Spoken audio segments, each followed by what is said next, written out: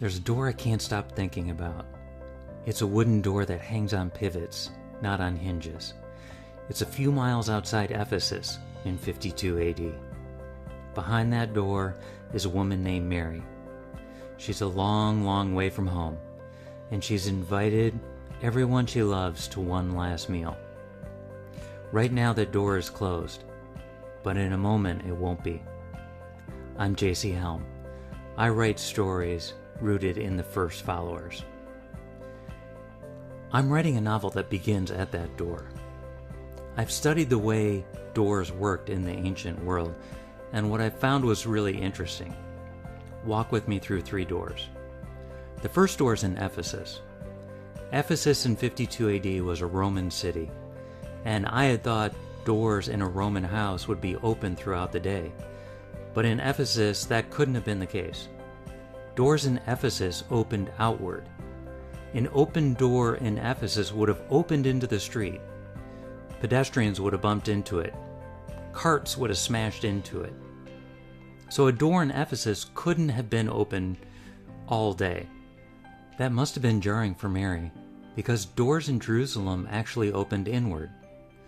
A door in Jerusalem could be open during the day and closed at night, but a door in Jerusalem still needed someone to open it.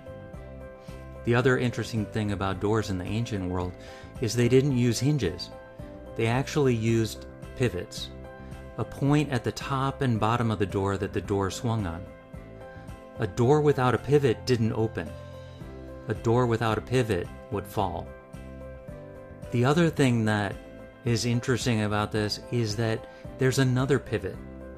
The other pivot is the attitude of the household, the attitude of willingness to open that door. As Jesus said on the Sermon on the Mount, "Knock and it will be opened." Matthew 7:7.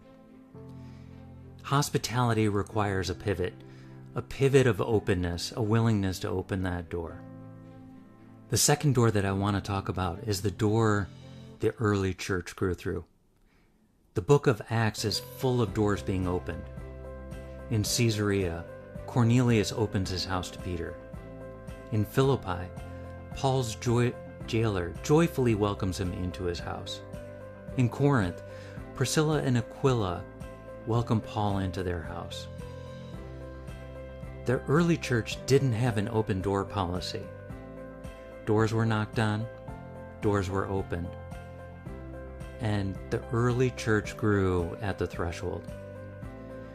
The key here was the pivot, not the pivot of the door, but the pivot of hospitality, a readiness to open the door and welcome the church. The third door is the door in the novel that I'm writing, the door to Mary's house. Outside the door, the apostles are trudging up the path, up the steep hill, to Mary's door. They've been traveling for weeks. They're dusty and tired. They reach the threshold, and just as they're about to knock, the door opens. It's opened by a woman named Damaris. She's a widow, and she's been caring for Mary through Mary's illness. Damaris has been waiting behind that door. Since dawn, she's been looking down the path, waiting to open the door to the apostles. As a writer, I had to decide whether to make the apostles knock at the door. I almost did. It would have been the natural beat. But instead, I had Damaris open the door before they knocked. You see, Damaris has learned what Mary taught her about the early church. Hospitality is the readiness, not the openness. The hospitality that says, "I've been waiting for you. I've been waiting all morning, waiting for you to arrive."